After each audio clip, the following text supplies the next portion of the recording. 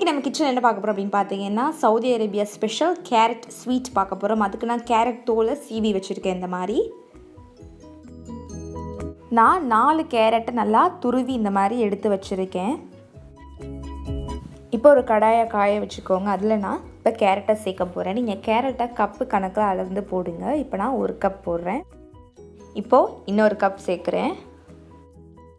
இப்போ 2 கப்பு கேரட்டுக்கு நான் 3/4 கப்பு சர்க்கரை சேர்த்துக்கிறேன். உங்களுக்கு சர்க்கரை கூட வேணும்னா நீங்கள் கூட சேர்த்துக்கோங்க. ஆனால் 2 கப்புக்கு 3/4 கப்பு அளவு. அப்போ 4 கப்பு கேரட் எடுத்திங்கன்னா இப்போ 2 கப்பு சர்க்கரை சேர்க்கணும். 2:4 கணக்கு தான். இப்போ சர்க்கரை கேரட் எல்லாத்தையுமே நல்லா மிக்ஸ் பண்ணிடலாம். நீங்கள் தண்ணியோ எதுவுமே ஆட் பண்ண வேணாம். ஜஸ்ட் அந்த சர்க்கரை பாவிலே அது நல்லா வெந்துடும் கேரட்டு. இப்போது கேரட்டையும் சர்க்கரையும் நல்லா மிக்ஸ் பண்ணிவிட்டேன். பாருங்கள், நான் தண்ணியே ஊற்றலை. சர்க்கரையில் உள்ள தண்ணி தான் அது. இந்த தண்ணியில் தான் வேகணும். நீங்கள் தண்ணியே ஆட் பண்ணக்கூடாது. நல்லா சர்க்கரை இலகிருச்சு பாருங்கள். சர்க்கரை பாகில் தான் அது வேகணும். நீங்கள் தண்ணியே ஊற்றிடக்கூடாது. நான் தண்ணி ஊற்றலை. அந்த சர்க்கரை பாகில் தான் வேகுது கேரட்டு. இப்போது பாருங்கள், தண்ணியெல்லாம் நல்லா வற்றிருச்சு. இன்னும் கொஞ்சம் நல்லா வற்றணும். அடுப்பை வந்து சிம்லேயே தான் வச்சுக்கணும்.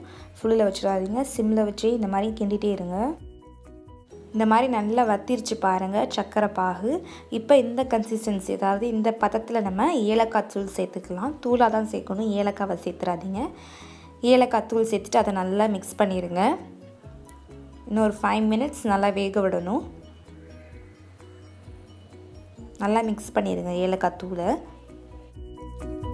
கேரட் நல்லா வெந்துருச்சு. சர்க்கரை பாவு எல்லாமே வத்திருச்சு. நம்ம எப்படி கண்டுபிடிக்கிறது அப்படின்னு பார்த்தீங்கன்னா, நீங்கள் கிண்டியில் வெயிட்டாக வரும் அப்படின்னா ரெடி ஆயிடுச்சுன்னு அர்த்தம். நம்ம கேரட் ஸ்வீட். இப்போ இதை 40 மினிட்ஸ் ஆற விட்டுட்டு நம்ம வேறு பாத்திரத்தில் மாற்றிடலாம்.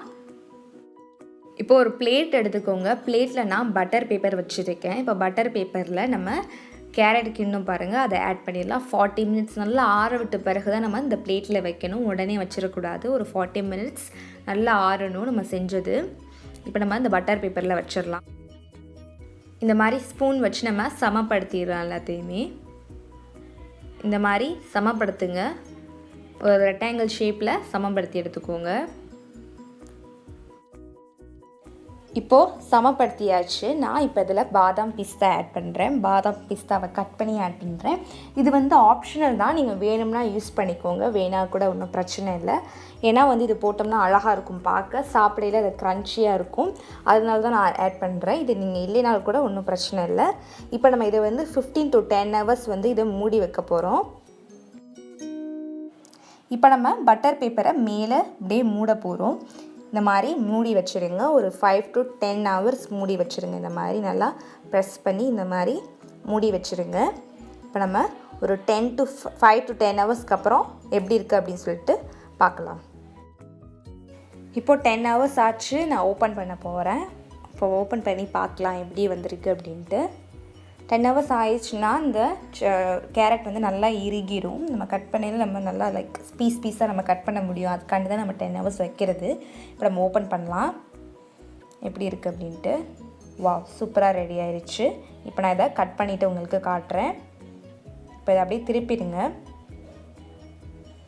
பாருங்கள், நல்லா எல்லாமே நல்லா டைட் ஆயிடுச்சு. இப்போ நம்ம கட் பண்ணி சாப்பிட்ற அளவுக்கு இருக்குது.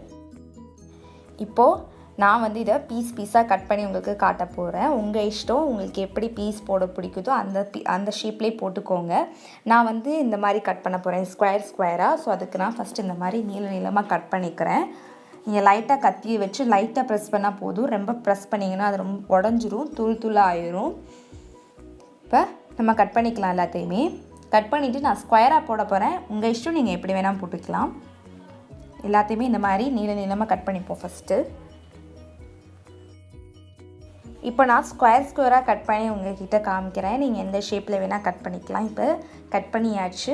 இப்போ சுவையான கேரட் ஸ்வீட் ரெடி ஆயிடுச்சு.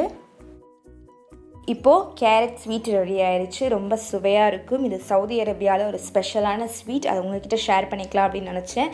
இந்த தீபாவளிக்கு இதை நீங்கள் செஞ்சு பாருங்கள். செஞ்சு பார்த்துட்டு எப்படி இருக்குது அப்படின்னு சொல்லிட்டு கமெண்ட்டில் ஷேர் பண்ணுங்கள். இந்த வீடியோ பிடிச்சிருந்தா லைக் பண்ணுங்கள். உங்கள் ஃப்ரெண்ட்ஸ் பார்க்கணுச்சா ஷேர் பண்ணுங்கள். மறந்துடாமல் சேனலை சப்ஸ்கிரைப் பண்ணிடுங்க. தேங்க்யூ.